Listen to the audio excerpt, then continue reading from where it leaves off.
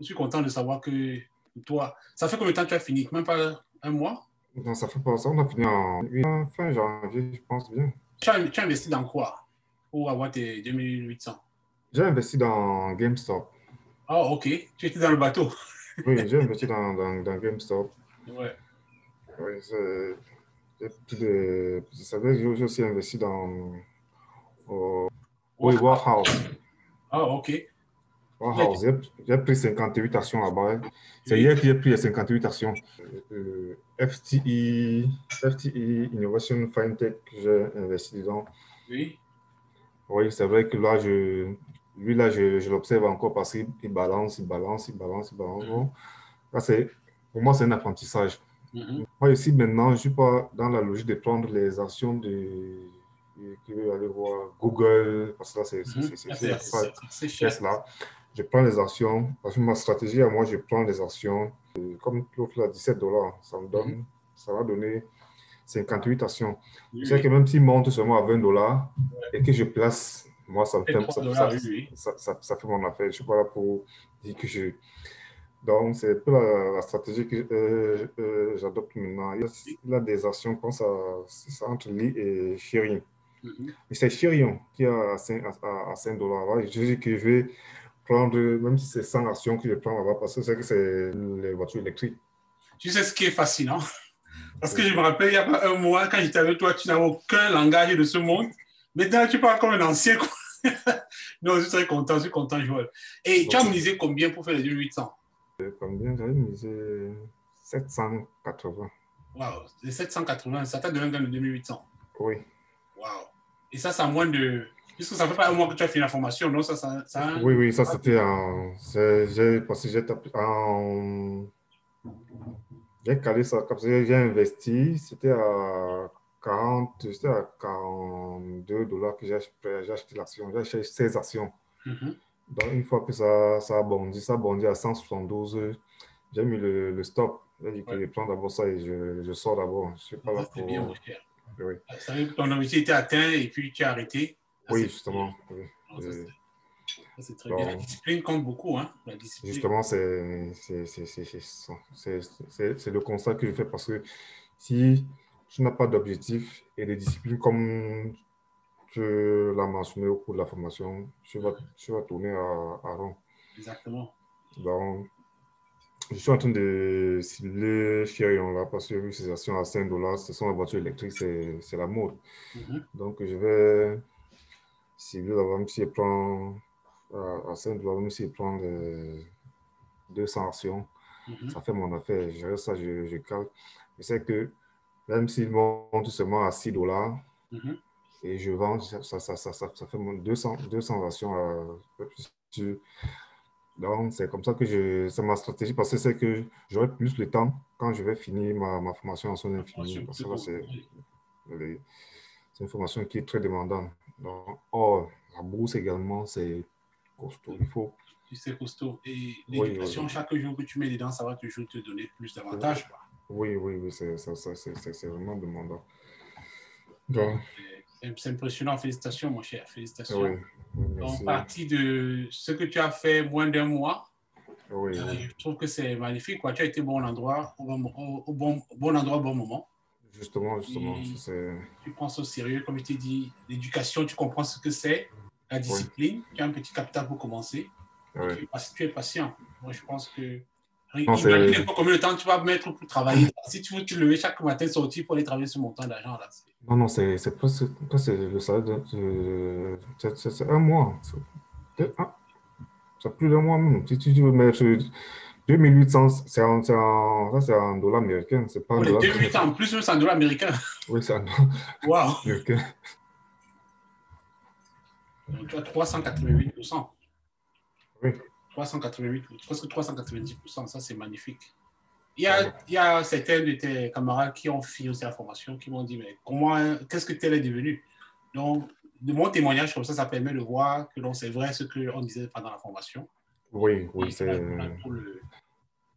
c'est fascinant. Je pense que c'est la patience. C'est-à-dire que 2800 que j'ai gagné là. Hier, j'ai investi 990 dans Wolf's House. Je sais que même dans 2 semaines, il va monter. Même si c'est 3 semaines, j'attends, il va monter. Ma cote. Il y a les 12 actions que j'ai prises dans FTI là. Dès qu'il remonte, même s'il remonte à 65 $,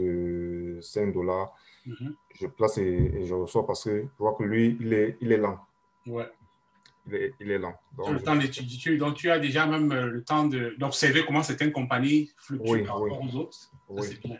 Je vais juste te préciser, comme tu nous as donné l'autorisation d'enregistrer ça, si quelqu'un regarde cette vidéo et qu'il va l'acheter les mêmes actions là, que la personne fasse ses propres recherches. Oui, ça c'est. Quelqu'un peut écouter et puis se lancer derrière, dire que j'attends à voir le résultat. Non, la bourse fluctue. Non, c'est chacun a son expérience et chacun a son intuition en fait. C'est un problème d'intuition en fait. Ouais. Parce qu'il n'y a pas une science exacte. Même les experts qui disent acheter, arrêter, ça c'est par rapport à leur vécu, c'est par rapport à ce qu'ils disent. Donc, chacun son. Ça, c'est pas parce que je vends les avocats qui veut te conseiller d'aller vendre les avocats. Ils peuvent vendre les avocats, ça ne marche pas.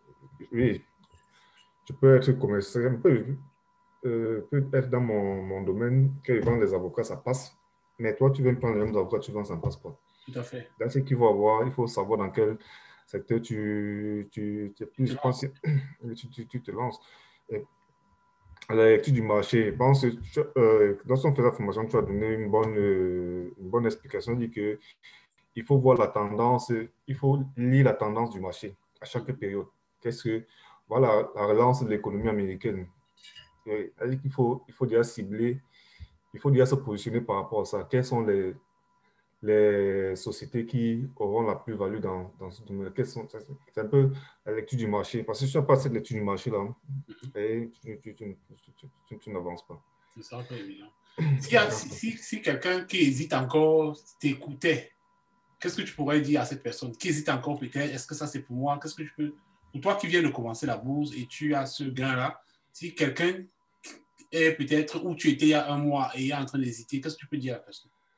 Moi, je veux dire, ce que je vais considérer, c'est que la bourse, c'est le goût du risque. C'est-à-dire que si tu as le goût du risque, avance parce que c'est le goût du risque en fait. Et dans le goût du risque, dans ce sens, c'est même pas dans le sens où c'est pas du risque où tu mets ton argent parce que tant que tu n'as pas vendu, comme tu l'as dit, tu n'as pas perdu. Tu n'as pas perdu. Tant que tu n'as pas vendu et tant que la compagnie n'a pas fait faillite, tu n'as pas perdu. Tu n'as pas perdu. C'est-à-dire qu'il faut savoir, il faut avoir le feeling du bon filon. Ouais. Il faut avoir le feeling du bon filon. Tant que tu n'as pas vendu, tu n'as pas perdu. Donc, c'est le goût du risque. Et moi, je constate l'investisseur, c'est un homme qui a le goût du risque. Parce que si tu n'as pas le goût du risque, tu vas rester dans ton domaine de définition. C'est-à-dire qu'il faut apprendre à sortir de sa zone de confort. Tant que tu n'es pas sorti de ta zone de confort, tant que tu ne peux pas sortir de ta zone de confort, parce que ça veut dire que je travaille, j'ai un bon salaire. Non, c'est pas ça. Il faut apprendre à sortir de là. Si tu as le bon salaire, il faut apprendre à voir plus loin. Dit que je peux sortir, je peux laisser le bon salaire et aller m'installer à mon propre compte. Ça, c'est le goût du risque. Parce que si tu n'as pas ce goût-là, tu vas demeurer. C'est comme un peu, je peux dire, l'allégorie de la caverne c'était Platon, Socrate. L'allégorie de la caverne. Oui, l'allégorie de la caverne, oui. Je ne sais pas si c'était Descartes ou bien c'était Socrate. C'est Socrate, oui. C'est Socrate, oui.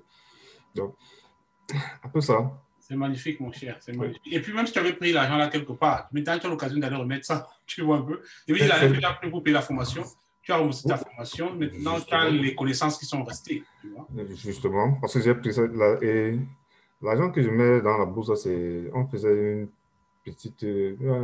Avec ses amis, qu'on s'est mis, on cotisait $250. J'ai pris ma part, j'ai dit, OK, donnez-moi comme ça qu'elle virait ça directement dans le compte de la bourse là. Donc, voilà ce que ça produit. Et ce n'est que ça. C'est ça qui va travailler la suite. Parce que je dis que je ne peux plus prendre. C'est ça qui va c'est avec ça que je vais travailler le frais de la bourse. Non. Pas dire qu'il va prendre l'argent ailleurs pour venir. C'est ça qui va travailler. Donc, je sais que c'est progressivement.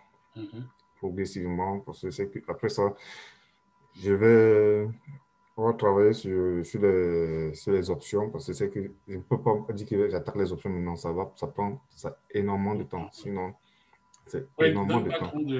Surtout que tu as beaucoup de livres là, une autre formation dans la santé. Donc, prends le temps aussi peut-être de bien pouvoir avancer dans ce que tu avais commencé avant la bourse. Justement, je finis d'abord ma formation. Je dis que j'ai fini ma formation avant de mieux m'impliquer dans tous les autres angles de formation que tu as là. Là, je pense que ça valait la peine. Ça en valait la peine, ok. Oui, ça valait la peine. Moi, pour moi, ça valait la peine je pense que je suis arrivé au bon endroit au bon moment.